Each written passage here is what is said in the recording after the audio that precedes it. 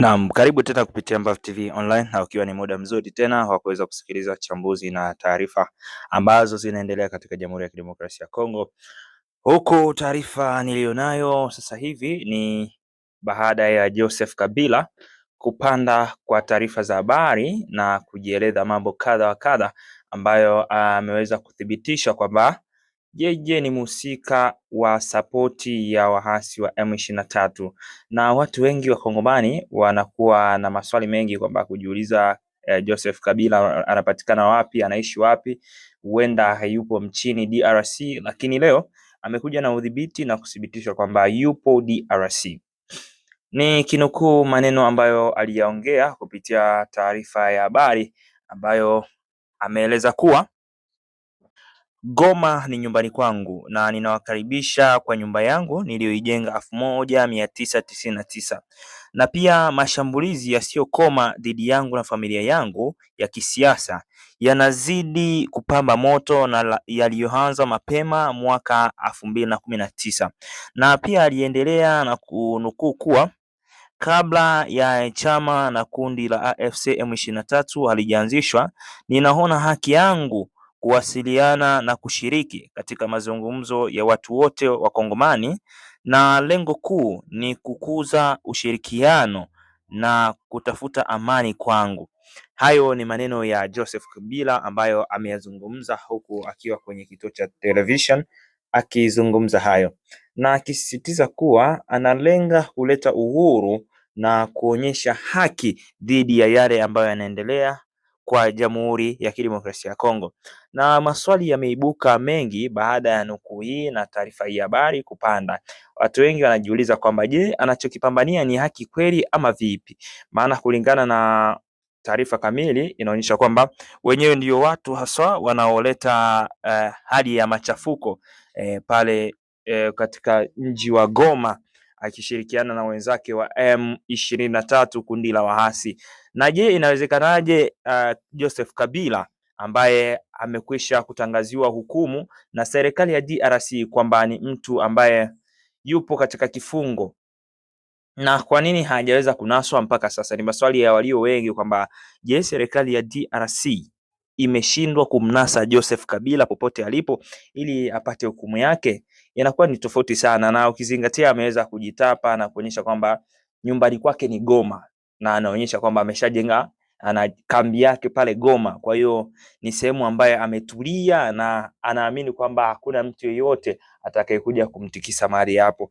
Na pia mji wa Goma umekuwa ni mji ambao kwa asilimia kubwa waasi wamejenga makazi yao na kujiamini na kufanya chochote kile ambacho wanachokisikia kukitenda kwa wananchi wa DRC waishio hapo Goma.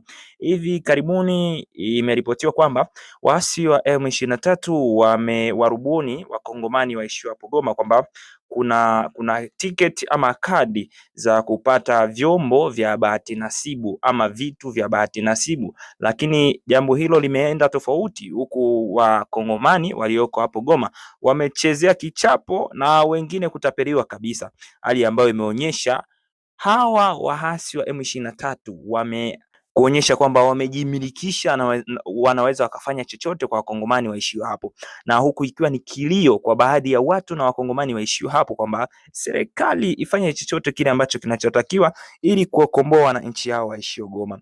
Lakini pia ikumbuke kwamba hivi karibuni imeripotiwa kwamba kuna baadhi ya raia wa Rwanda wameripotiwa kuwa wanaingia taratibu katika mji wa Goma, huku hali ya kiusalama ikiwa chini ya viwango. Na kulingana na hayo basi, waasi wa M23 wamekuwa na ndugu zao pale, wameingiza familia zao pale.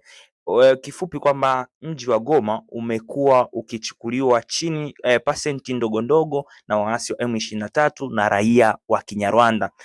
Ifike wakati baada ya miaka, hii ni tathmini sasa, baada ya miaka huenda ukajikuta kwamba waishio pale Goma wengi watakuwa ni raia wa Kinyarwanda pamoja na Uganda, maana kwa mfumo wanaoenda nao ni mfumo wa kudidimiza hali ya ukongomani pale Goma na kuingiza wenzao ambao ni raia wa Kinyarwanda kumiliki Goma na kujitangaza na wenyewe pia ni Wakongomani. Kwa hiyo hali ya kiusalama kwa Wakongomani wanaoishi Goma sasa hivi imekuwa ni tete, na serikali ya DRC bado haijachukua hatua ya kuona namna gani wanaweza wakakomboa mji wa Goma. Kwa hiyo kifupi, na habari na taarifa ya leo inathibitishwa kwamba mji wa Goma upo chini ya waasi wa M23. Naam, tukiangazia taarifa zingine mbalimbali kote nchini DRC ambako inaelezwa kuwa serikali ya Kongo Kinshasa inaandaa jukwaa la tatu ambalo linalenga kuimarisha uhusiano wa kibiashara kati ya Angola na DR Congo, ambalo inategemeka itaanza mnamo Machi tariki 31 hadi Aprili tariki 3, 2026, yaani mwaka huu, ambayo lengo kuu ni ujumuishaji wa kikanda na biashara ya mipaka. Na lengo hilo linaasilia kwamba inataka kuimarisha biashara kati ya DR Congo na Angola, ambayo ni taarifa nyeti na yenye kutia furaha baina ya mataifa hayo mawili ambayo yameamua kushirikiana dhidi ya biashara. Ili kupata taarifa zingine kupitia Ambavyo TV Online, tunakusihi uweze kusubscribe, kulike pia kushare, ili uwe wa kwanza kupata video zetu kila siku kupitia Ambavyo TV Online. Bye bye.